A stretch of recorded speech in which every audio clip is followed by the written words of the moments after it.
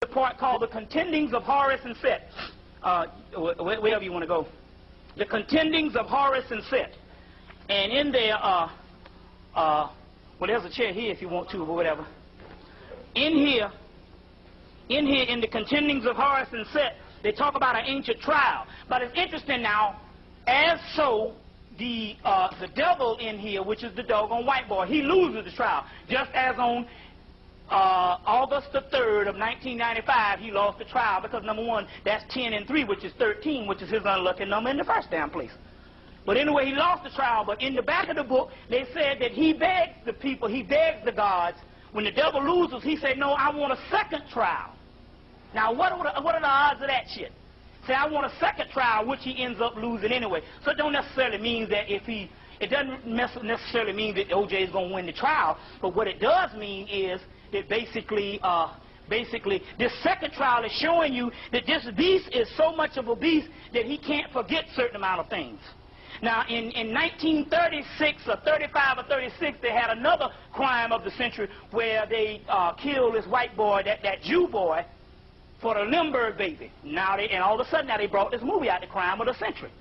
And where the white boy literally killed this person because they needed somebody, and because he was this Jew person that they didn't like. Now, isn't it funny that almost, 60 years later, they would have another trial, you see what I'm saying, of the same magnitude, and call it the trial of the century, and that was called the crime of the century.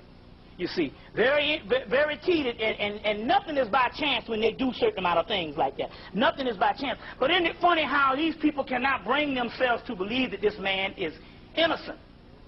You see what I'm saying? It's innocent. And basically, the reason why they can't bring themselves to believe this man is innocent, because they can't bring themselves to believe that they're so arrogant to say that no one could ever plant evidence.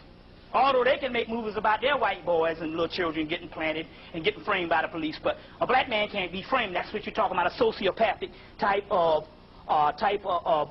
incident. Now, the key to this thing is that we got new evidence that's actually going on, and the new evidence is that what you're dealing with here is that the main person that was involved in the killing was actually Cato Kalin. This is the new shit.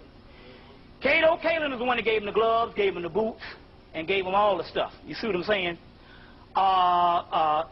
And also we understand that he did this particular information. He gave him this particular information for the simple fact that he was planted there in the get-go to do the whole 9 yards and cooperate with the police. That's how they knocked on the door. He's the one that put the bloody sock in the living room. Cato Kalin is the biggest part of this thing. But what the government did and what they do to fool you, they made Cato Kalin as he's this dunce, this homeless house fella. You see what I'm saying? That's just like this valley boy that's stupid. See, they always do this to throw you off. See, that's what they did when they give you a Bill Clinton. They say he's stupid and all this kind of thing, and they do this stuff to throw you off. You see what I'm saying? So you're thinking, okay, he's a so stupid homeless person. He's the main person around this thing. So like I said before, they released the movie The Chase, which we have to go in and and you need to go to the public library and you need to find out, you look on the Friday edition. You look on the Friday edition, let's say somewhere around June or April. And you need to find out when was the movie The Chase, that starred, what's his name, Charlie Sheen. You need to find out when did this movie actually come out, because this particular movie came out, I think, a month before the actual chase scene of the Bronco. You see what I'm saying? And a month before, Nicole died. You see what I'm saying? And then what happened was he's being chased, and they got the TV cameras and all this, and then what happened? They said, well, he said, I was accused of something I didn't do. I was an innocent person. He said, what happened? He said, but they accused me, and I got time, because they expected O.J. Simpson to get time. That was the guards that intervened. He said, I got time because I had a cut on my hand, and they took the DNA from the cut on my hand and convicted me. Now, what are the odds? It's no coincidence. What are the odds of they having this movie come out, and he's getting convicted with the cut on his hand, and they got the chase scene in the movie cameras, which the movie came out. How can this cracker can take a movie and actually make a movie of what he's going to do a month before, release it a month before, and then do the exact same thing the next month? You see what I'm saying? So he did this, and in this particular movie, what makes this movie authentic is that who was supposed to be the best man at Charlie Sheen, the star of this movie's wedding? Kato Kaelin. See what I'm saying? So now the movie goes out of just a theory type thing, and you just putting two and two together to a reality that it was a setup from the get-go. And Kato Kaelin is the doggone key. You see what I'm saying? On side of he was screwing around with Nicole and stuff, you know. But hell, she screwed Faye Resnick and all this kind of shit. So who the fuck is she? You know what I'm saying? And all this type of stuff. So the whole thing was set up. And so that movie, The Chase. Also, there's certain things that you got to understand in investigative reporting. Another movie, Natural Born Killers, came out the same, it came out about a month or 3 weeks after the killing. Came out like the 1st of August. You go to the, go to the periodicals, and you get the newspaper periodicals, and you can go to the movie section to find out when is the release dates of The Chase and Natural Born Killers. So it came out around August. Now, it's interesting about this movie, we would not even ever have thought about this movie, because when I saw the movie when it first came out, and it didn't register until I saw the movie on cable about a month ago. Now, here's a movie that comes out in August, a month after the killing. He hadn't even gone to trial yet, but yet they will flash his picture along with Charles Manson's picture. Now, wait a minute. We can't, so most of the people will look, and so people will look now and say, oh, they got OJ up there, and they don't know about the release date. Now, it's funny if the movie came out this year and they did it. You understand what I'm saying? Because we know they're bitter about the trial. But how are you going to put this man as a mass murderer up against Charles Manson? You understand what I'm saying? Oh, the brother fell out. Oh, man. Let's see what happened. I think the brother fell out back there. Huh? Is he out? Cut your tape for a minute. Is he all right? Let the brother sit down. He might have just got dizzy from standing up. Or then again, it might be the energy, too. Yeah, you need to go outside, brother? Are you all right? You think it's because of you standing up? It's, yeah.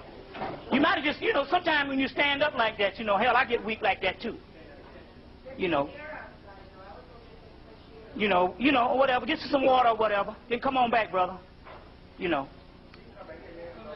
You see. If you want to go outside, you want to come back or whatever, yeah, that's, sometimes standing up like that, just, or you can get a brother's feet, whatever, or you can cut it back on. You cut it back on. You got it back on? So what I'm trying to say here is, what are the odds of them convicting this man and putting him against, the magnitude of putting him against doggone Charles Manson before the trial even started? You see what I'm saying? Before the trial even started.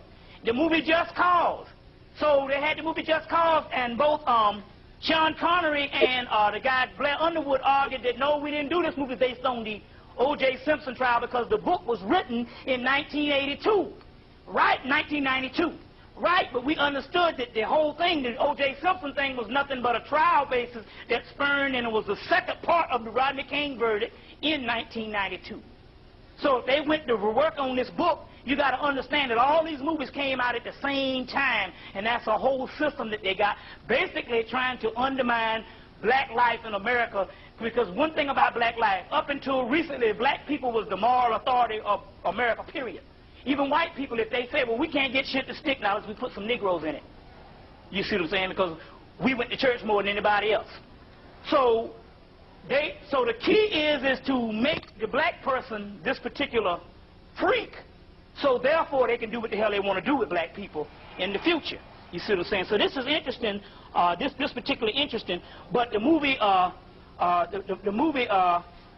The Chase is the movie that you need to see, which is documenting that the whole Kato Kaelin, which was the best friend of Charlie Sheen, was all in on this movie. And that was the key movie to let you know on what they were going to do. They came around again, so they're always testing the market. So they came around again last year.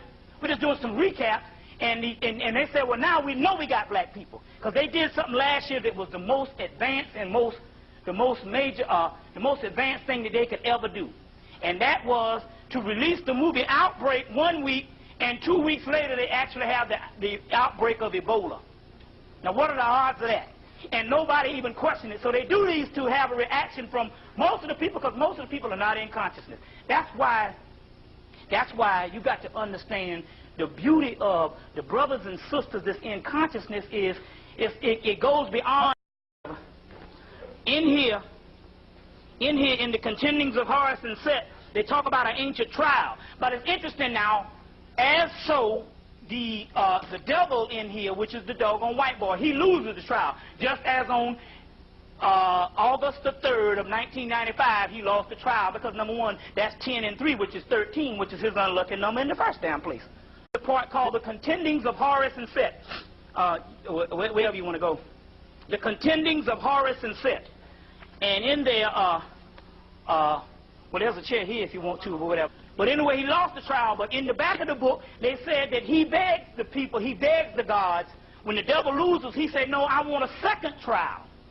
Now, what are the odds of that shit? Say, I want a second trial, which he ends up losing anyway. So it don't necessarily mean that it doesn't necessarily mean that O.J. is going to win the trial. But what it does mean is that basically this